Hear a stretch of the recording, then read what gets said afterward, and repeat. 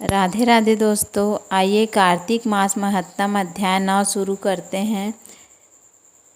राजा पृथु ने कहा, हे मुनि श्रेष्ठ नारद जी, आपने कार्तिक माह के व्रत में जो तुलसी की जड़ में भगवान विष्णु का निवास बताकर उस स्थान की मिट्टी की पूजा करना बतलाया है, अतः मैं श्री तुलसी जी के महात्म्य को सुनना चाहता हूँ। तुलसी जी कहाँ और किस प्रकार उत्पन्न हुई है, यह बताने की कृपा करें। नारद जी बोले, राजन, आप तुलसी जी की महत्ता तथा उनके जन्म का प्राचीन इतिहास ध्यान पूर्वक सुने। एक बार देवगुरु बृहस्पति और देवराज इंद्र भगवान शंकर का दर्शन करने कैलाश पर्वत की ओर चले। तब भगवान शंकर ने अपने भक्तों की परीक्षा लेने के लिए जटाधारी दिगंबर का रूप धारण कर उन दोनों के मार्ग में अवरोध उत्पन्न किया। यद्यपि वह तेजस्वी, शांत, लंबी भुजा और चौड़ी छाती वाले गौर वर्ण अपने विशाल नेत्रों से युक्त तथा सिर पर जटा धारण किए वैसे ही बैठे थे, तथापि उन भगवान शंकर को न पहचान कर इंद्र ने उनसे उनका नाम व धाम आदि पूछते हुए कहा कि क्या भगवान शंकर अपने स्थान पर हैं या कहीं गए हुए हैं।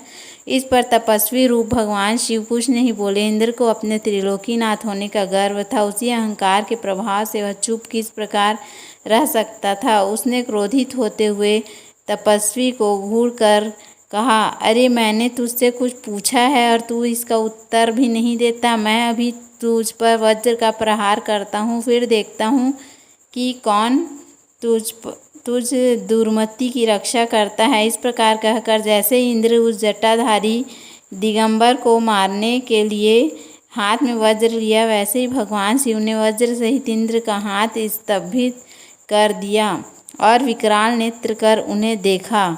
उस समय ऐसा प्रतीत हो रहा था कि वह दिगंबर प्रज्वलित हो उठा है और वह अपने तेज से जला देगा। भुजाएं स्तंभित होने के कारण इंद्र दुखित होने के साथ साथ अत्यंत कुपित भी हो गया, परंतु उस जटाधारी दिगंबर को प्रज्वलित देखकर बृहस्पति जी ने उन्हें भगवान शंकर जानकर प्रणाम किया और दंडवत होकर उनकी स्तुति करने लगा। बृहस्पति भगवान शंकर से कहने लगे, हे दीनानाथ, हे महादेव, आप अपने क्रोध को शांत कर लीजिए और इंद्र के इस अपराध को क्षमा कीजिए। बृहस्पति के वचन सुनकर भगवान शंकर ने गंभीर वाणी में कहा, मैं अपने नेत्रों से निकाले हुए क्रोध को किस प्रकार रोकूं।